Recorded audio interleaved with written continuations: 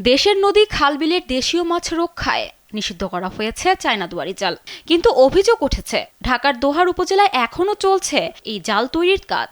অনুসন্ধানে দেখা গেছে কয়েকটি এলাকায় তৈরি হচ্ছে মাছ নিধনের এই ফাঁদ। চায়না দুয়ারি বা রিং জাল পানিতে ব্যবহার করলে ছোট মাছের পোনা থেকে শুরু করে বিভিন্ন জলজ প্রাণী আটকা পড়ে।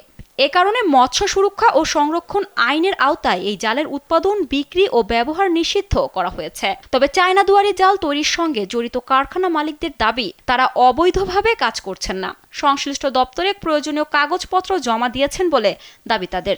যে বাহির থেকে যে আমরা এটা তো মানে আমাদের বাহির রপ্তানি একমাত্র এই কারণে আমরা তো বলি না যে এটা বাংলাদেশে বিক্রির জন্য আমাদেরকে এটা অনুমতি দিছে।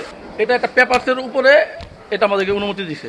এটা আমরা মৎস্য কর্মচারীর কাছ থেকে এটা আমরা একটা পেপার তাদেরকে আমরা দিয়ে রাখি সবসময়, যে মালটা আমার রপ্তানি হয় অনুমতি, মানে তাদেরকে আমরা একটা পেপারসের মাধ্যমে আমাদের অনুমতি দিয়েছে। ঠিক আমরা যে আমরা শুধু রপ্তানি করি, একমাত্র আমরা এই মালটাকে রপ্তানি করি এবং আমরা যে রপ্তানি করি সেই রপ্তানির কাগজপত্রগুলো আমরা মৎস্য কর্মচারীর কাছে আমরা সবসময় দিয়ে রাখি এবং তার কাছে আমরা আপডেট সবসময় দিই।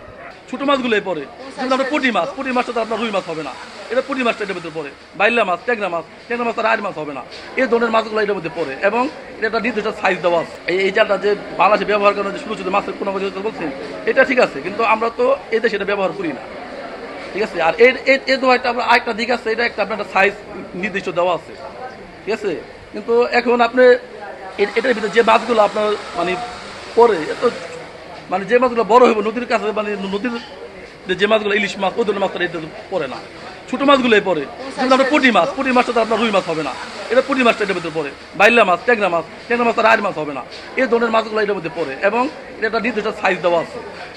যে একেবারে ঝিরো যে জালগুলা ওইটা একসময় আমরা যখন এটা অতি ফাঁস শুরু করি, আজ থেকে আরো 7 বছর আগে, তখন 2-3 বছর আমাদের কোনো সমস্যা হয় নাই, আমরা বাইরে রপ্তানি করতাম, তখন আমাদের কোনো সমস্যা হয়। তখন এই এলাকার ফাঁসাগুলো অনেক বড় ছিল। এখন কিছু মানে অসাধু যারা তাদের লাইসেন্স নাই, ছোটোখাটো কারখানা করে তারা একদম মানে জিরো মানে জালগুলো বানায় এটার প্রতি মানে এটা বেশি চাপ সৃষ্টি করে ফেলাইছে। তাহলে এটা আমরা যেভাবে এটা প্রথম করছিলাম সেটা মানে মাছের ক্ষতি হওয়ার কোনো